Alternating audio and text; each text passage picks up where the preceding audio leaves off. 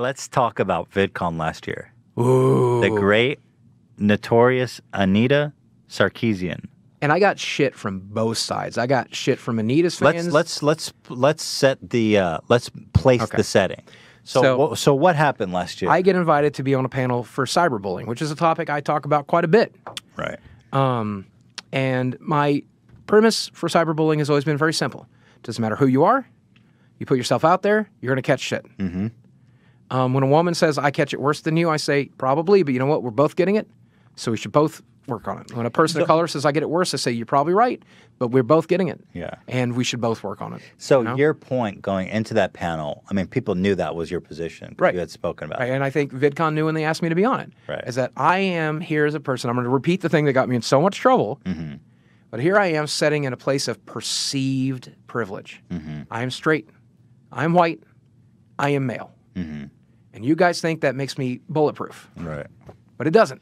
Yeah. Because I've had people show up at my front door to say nasty shit to my face. Mm-hmm. And I've had them send boxes of shit to my front door. I've had them send black dildos to my P.O. box. Shit? Boxes of shit. That's bio. Really? Actual boxes of shit. Did you when open did it? that Like, happen? tell me about They it. sent it to the wrong address. The wrong address got leaked, so it was my friend's house. Oh, And he's like, hey, you got this in the mail. Brought it to me, handed it to me, opened it up, and it was a box of horse shit. And they're like, fuck you for Xbox or something like that. I think it was Xbox related.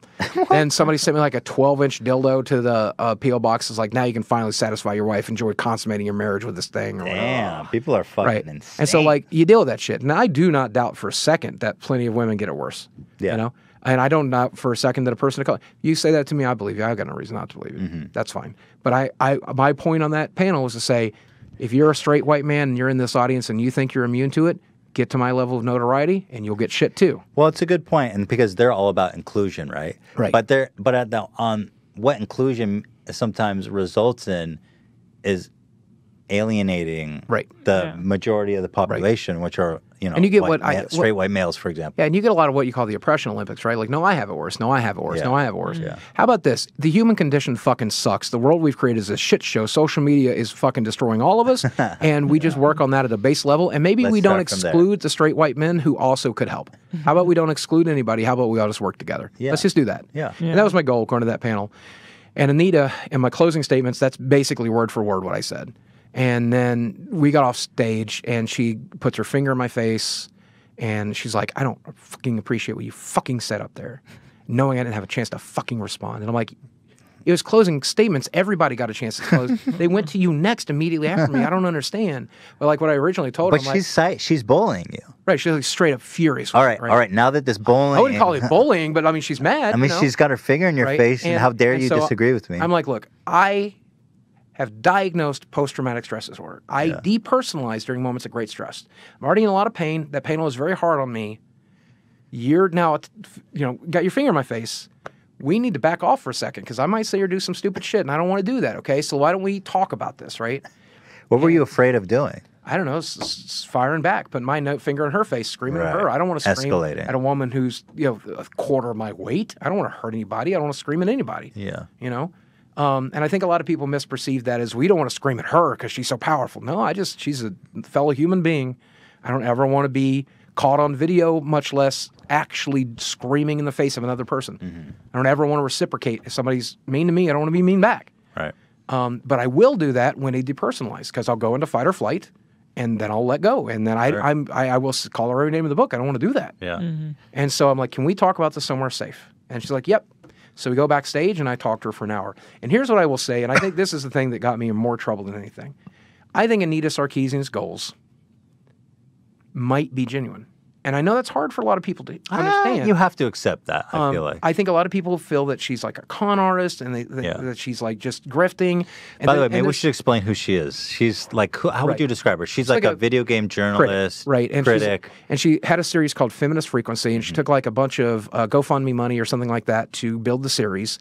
And there's like, before she made the series, she said some things like, I'm not a gamer. I don't like video games. Yeah. But then like she was, now she's like really good at gaming and stuff. But the stuff that I've seen her do is like really trashy, misleading stuff. Like she's walking through like a Hitman game and murdering strippers, right? Which is like not what you're supposed to do, right? And then she's like, "Look how misogynist this game is. You're murdering strippers, right?" And it's like, well, that's what you chose. And to right, and she would very frequently like show stuff like that to prove really a point, nasty. but to a gamer who's knowledgeable, that seems very like stupid. misleading. Yeah. And there's plenty of stuff that you could show that actually might represent that point. Why are you choosing this? And I think a lot of that had to do with the writers and that she may not be that versed and stuff like that.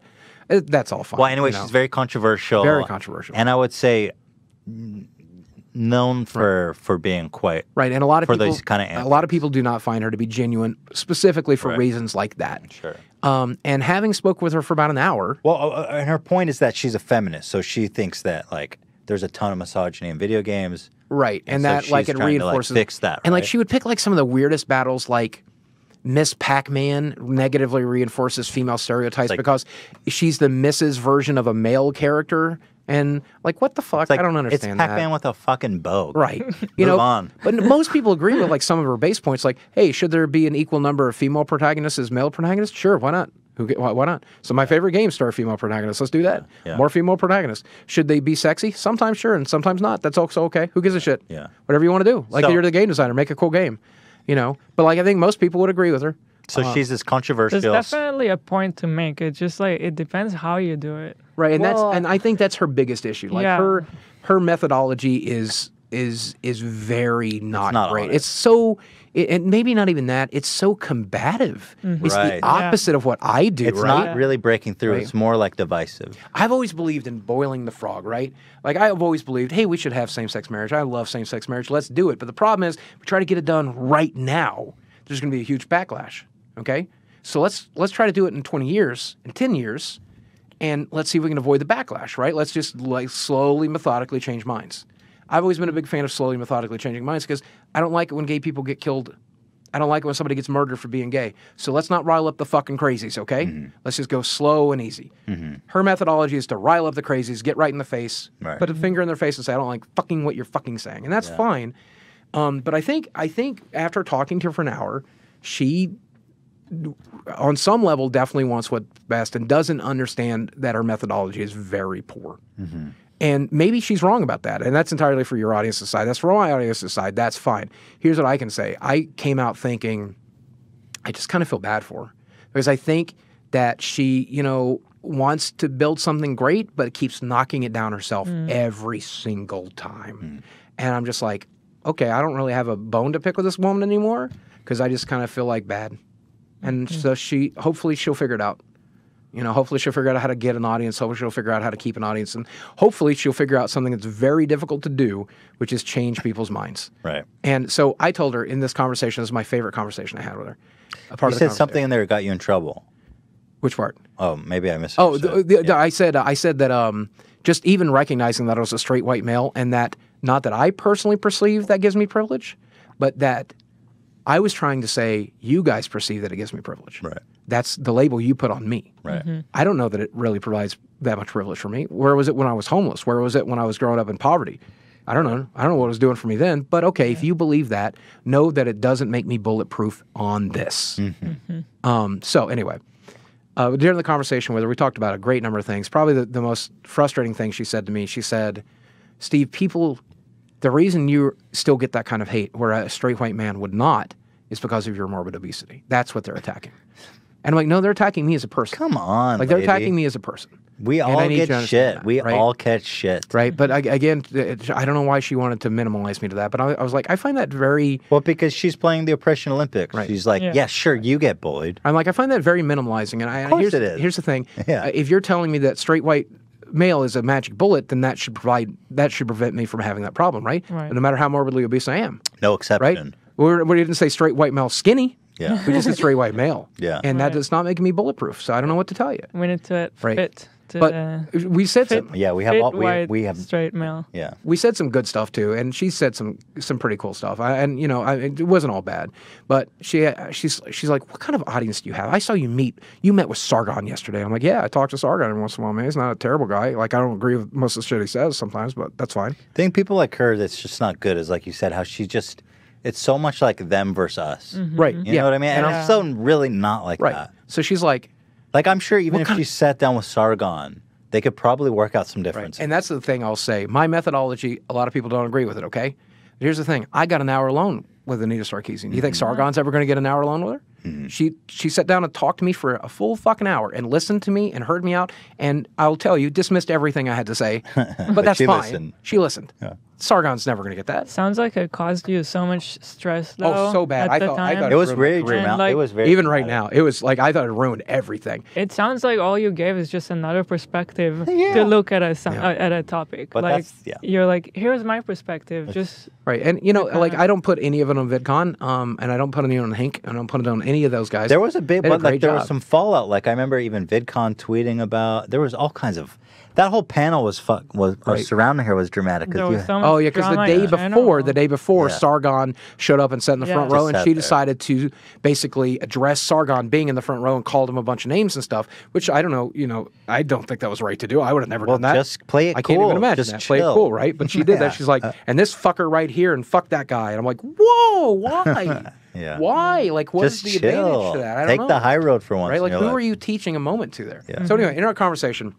She's like, "What is your audience like? I bet it's a bunch of gamers. I bet it's a bunch of those conservative gamers." I'm like, "Well, conservative gamers. To be honest with you, I did a poll right after the election, and about 20% of my audience could or did not vote, and about 30% of my audience voted for Hillary, and about 30% of my audience voted for Trump." And she's like, "Doesn't that fucking disgust you?" And I'm like, no, it's pretty much it's pretty much just a sample of the demographic, right? I'm like, it's almost 30. But that's a demographic. That's just a sample of the population. I'm like, that to me is a tremendous triumph. That means my message can be heard by anybody. And I'm like, doesn't it disgust you that everyone that watches you doesn't agree with everything you say? Right. I'm like, Anita, when you talk, who listens? People already agree with you. The choir, right? Yeah. But when I talk, who listens? People who may not agree with me, right? And so I lean moderately left, just slightly to the left, right? And so if somebody who's far right hears me say something that's moderate, then they might move closer towards moderate. Yeah. And then, Anita, you can pick them up from there and take them all the way to the goalpost, right? But that's not for me to do, because I don't give a shit about your goalpost. That's your goalpost. Right. I give a shit about the logical, sane middle. And if I can bring somebody back from either side, and I get it, if I pull somebody from your team back towards center, that's bad. I understand that. But I'm bringing back people towards the logical thinking middle when I talk about the stuff. And I think that's where we all need to be, because that's how our country works, right? Agreeing to disagree, kindly and sweetly, and then battling into the courts, battling into the polls. That's fine. That's where we're supposed to do it. Not in the fucking streets. The way you are doing it, people are getting fucking killed in Charlottesville. What are you fucking doing? Right. What are you fucking doing? Yeah. And I don't know. That's, so I thought my career was over after the last VidCon. I thought I was just done. The people on the left were fucking mad at me. The people on the right were fucking mad at me. I think it's like, yeah. But here's the thing. The people in the middle were like, oh, no, he's right. That's cool. Yeah. And that's 80% of us. That's 90% of us. Yeah, you don't hear them.